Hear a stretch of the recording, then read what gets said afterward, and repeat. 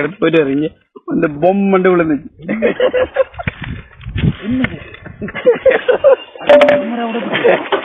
ஒரு கல்ல எடுத்து போயிட்டு இருக்கு. புங்குடுதீவில் இடம்பெற்ற ஒரு சம்பவம் தொடர்பாக கடந்த ஒரு மாதத்திற்கு முன்னர் நான் செய்தி வெளியிட்டிருந்தேன்.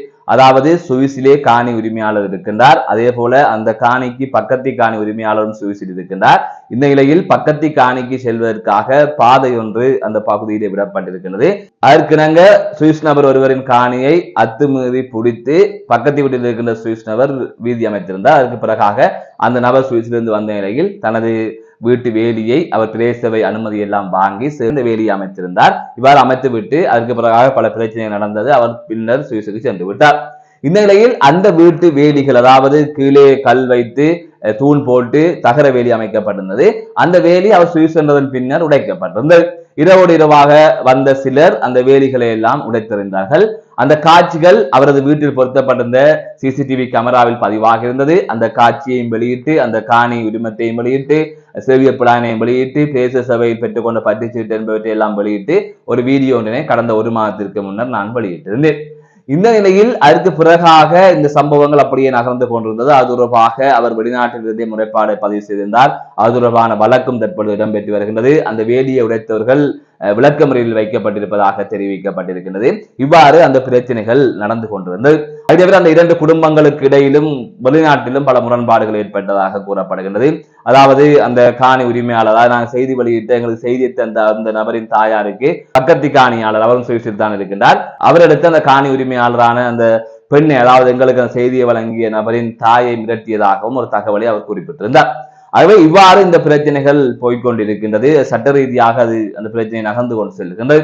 இந்த நிலையில் தான் அதற்கு பிறகாக ஒரு சம்பவம் நடந்திருக்கின்றது. இந்த வேலி உடைக்கப்பட்ட சம்பவங்கள் எல்லாம் கடந்த வருட இறுதியில் பதிவான சம்பவங்கள். அதற்கு பிறகாக ஒரு சம்பவம் பதிவாகி இருந்தது. அதாவது அந்த வீட்டில் பொருத்தப்பட்டிருந்த கமரா, அந்த கமராவில் பதிவான காட்சிகளை தான் நாங்கள் செய்திகளாக வெளியிட்டோம். ஆகவே அந்த கோபத்திலாக கூட இருக்கலாம், இவர் கமராவை பூட்டி வைத்து அங்கு நடப்பதெல்லாம் பார்த்து கொண்டிருக்கின்றார் என்கின்ற அடிப்படையிலே மீண்டும் அந்த இடத்துக்கு சென்று அந்த கற்கள், அதாவது கீழே போட்டிருக்கிற அத்திவார கற்களை எல்லாம் தட்டி மீண்டும் அந்த இடத்தை அப்படியே துப்புரவு செய்து வீதி அமைத்திருக்கின்றார்கள். அந்த சந்தர்ப்பத்தில் அங்கு பொருத்தப்பட்டிருந்த அந்த சிசிடிவி கமராவையும் இவர்கள் எடுத்து சென்றிருக்கிறார்கள். ஆகவே அந்த கமராவை எடுத்து சென்றதன் பின்னர் நடந்த விடயங்கள் தான் திரைப்படத்தில் நடந்தது போல இந்த பிரச்சனைகளுக்குள்ளும் ஒரு சுவாரஸ்யமான ஒரு விடயமாக அந்த விடயம் மாறி இருக்கின்றது. பாதிக்கப்பட்ட நபர் கூறுகின்ற போதே சிரித்துக் கொண்டு கூறுகின்றார், இப்படி ஒரு சம்பவம் நடந்தது. அந்த அளவுக்கு அந்த காட்சிகள் சிரிப்பை ஏற்படுத்துகின்ற வகையிலே அமைந்திருக்கின்றது. அவர்கள் நினைத்து விட்டார்கள் அந்த கமராவை புடுங்கினால், அதாவது அங்கு பொருத்தப்பட்டிருந்த அந்த கமராவை புடுங்கினால் அதுக்கு பிறகு அந்த கமரா வேலை செய்யாத நினைத்திருக்கிறார்கள். ஆனால் சென்சர் கமரா, அது எங்கு கொண்டு போனாலும் வேலை செய்யும். ஆகவே இவர்கள் அந்த கமராவை புடுங்கி கொண்டு வேறொரு இடத்துக்கு சென்று அங்கு இவர்கள் பல கதைகளை கதைத்திருக்கிறார்கள்.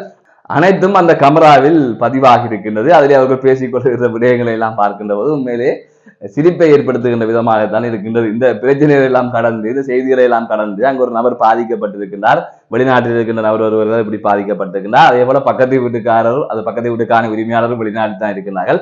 தேவையில்லாத ஒரு மோதல், அது அவருடைய காணியென்றால் அவருடமே விட்டு செல்லலாம். தேவையில்லாத ஒரு மோதலால் இவ்வாறு அயல் வீட்டுக்காரர் இருவர்கள் வெளிநாட்டில் இருந்தே மோதிக்கொள்கின்ற நிலைதான் உருவாகி இருக்கிறது. ஒரு வருத்தத்துக்குரிய விடயம்.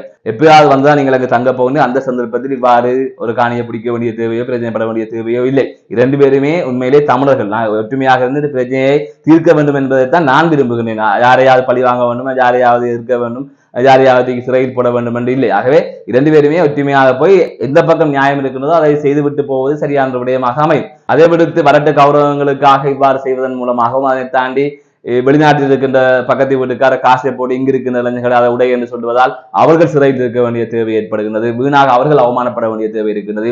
இந்த கமராவில் கூட சில காட்சிகள் பதிவாகி இருக்கின்றன. இந்த காட்சிகளை பார்க்கின்ற போது அவர்களுக்கு கவலையாக இருக்கும், அவர்களது குடும்பத்திற்கு கவலையாக இருக்கும். எனவே இங்கு இருக்கின்ற சில இளைஞர்கள் ஏதோ வழி தவறி போகின்றார்கள் என்பதற்காக அவர்களை காசை கொடுத்து பயன்படுத்தி உங்களது தேவைக்காக, உங்களது சுயநலத்துக்காக நீங்கள் பாவிக்கின்றீர்கள். உங்களது வரட்டு கௌரவங்களுக்காகவும் உங்களது ஈகோவுக்காகவும் இங்கு இருக்கின்றவர்கள் பாதிக்கப்படுகின்றார்கள். எனவே இதை தவிர்த்துக் கொள்ளுங்கள் என்றுதான் கூறிக்கொள்ளுகின்றேன். இந்த விடயங்களை தாண்டி பேசி அவர் பக்கம் காணி இருக்கிறதா அதை விட்டுக் கொடுத்து, அவரிடம் தாழ்மையாக கேட்டு இந்த காணியை தாருங்கள், அதுக்குரிய காசை தாருங்கள், வீதியை விடுங்கள், எங்களுக்கு வீதி இருந்தாலும் போகலாம் என்று பேச்சுவார்த்தை மூலம் ஒரு தீர்வை கண்டு பக்கத்து வீட்டுக்காரர்கள் இருவரும். ஆகவே நீங்கள் அது தொடர்பாக சிந்தித்து ஒரு முடிவை நீங்கள் எடுக்க வேண்டும் என்பதை நான் இதிலே கேட்டுக்கொள்கின்றேன். அதை தவிர இதை பழி வாங்க வேண்டும், யாரையும் யாரும் அவமானப்படுத்த வேண்டும் என்கிற நோக்கம் இதிலே யாருக்குமே இல்லை என்பதையும் நான் தெளிவுபடுத்திக் கொள்கின்றேன். அதே போல இங்க இருக்கிற இளைஞர்களும் கொஞ்சம் புரிந்து கொள்ளுங்கள். நீங்கள் தருகின்ற பணத்திற்காகவோ அல்லது சாராயங்களுக்காகவோ அல்லது வெளிநாட்டு நபர் சொல்லிவிட்டால் அவர் நாளை ஏதாவது உதவி செய்வார் என்றோ அல்லது அவர் போனை வாங்கி அனுப்புவார் என்றோ அப்படியான வேலைகளில் நீங்கள் ஈடுபடாதீர்கள். நாளை நீங்கள் தான் சிறைக்கு செல்ல வேண்டியிருக்கும். ஏற்கனவே ஒரு பிரச்சனை சம்பந்தப்பட்டவர்கள் என்று சிறையில் இருக்கிறார்கள். ஆகவே இது தொடர்பாக நீங்கள் சிந்தித்து செயல்படுங்கள்.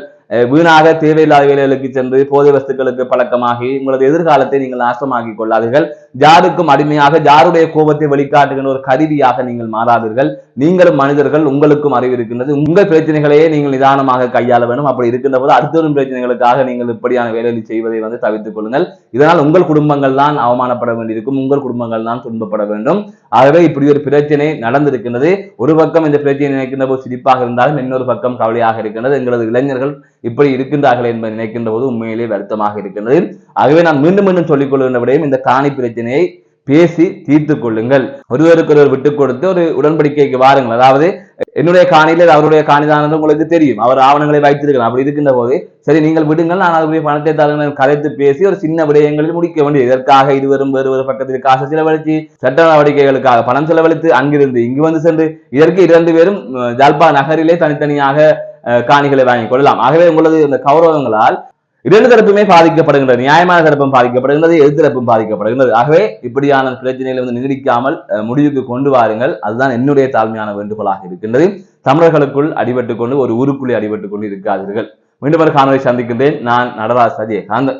போயிட்டு வரீங்க அந்த பொம்மண்டு விழுந்துச்சு.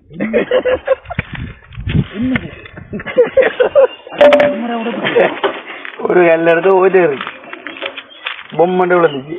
பாருக்கு போயிட்டு போன் செட்டிங் எங்க போட்டீங்கன்னு தெரியும் தானே. சரி போன் செட்டிங் சரி அது அந்த டைம்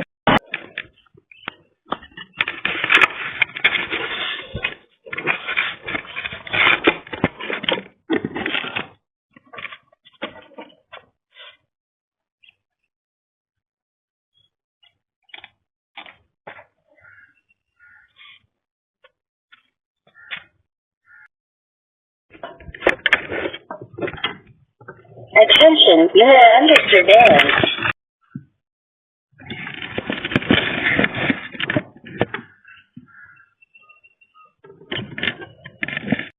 கல்ல எடுத்து போயிட்டு இருக்கு, பொம்மண்டு விழுந்துச்சு. பாருக்கு போயிட்டு போன் செட்டிங் எங்க போட்டீங்கன்னு தெரியும் தானே. சரி போன் செட்டிங் சரி அது அந்த டைம்